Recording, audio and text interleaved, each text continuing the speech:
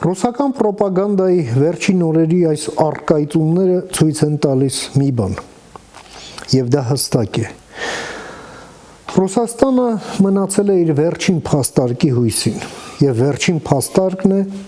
Հայաստանին վախեցնելը, որպեսզի միջին վիճակագրական հայ քաղաքացին ուղղակի ահաբեկվի եւ պահանջի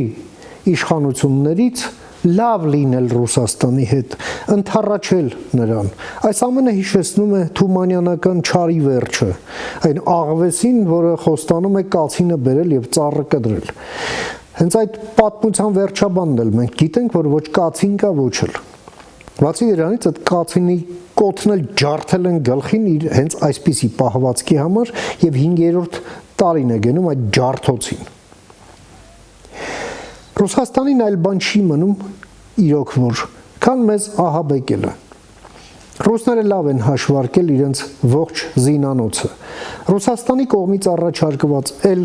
ատոմակայանի խաղաքարտը, գազի խաղաքարտը, երկաթուղու, հայկական արտահանման, այդ բոլոր խաղաքարտերը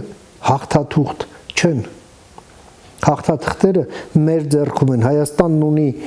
ողջ ռեսուրսը Ռուսաստանին դիմագրավելու համար եւ Հայաստանը դրա համար պետք է ինստիտուցիոնալ քայլեր անի, ընդ որում թե քաղաքական, թե տնտեսական, թե վարչարարական, նաեւ իրավաբանորեն ամրագրի իր այդ քաղաքական քայլերը,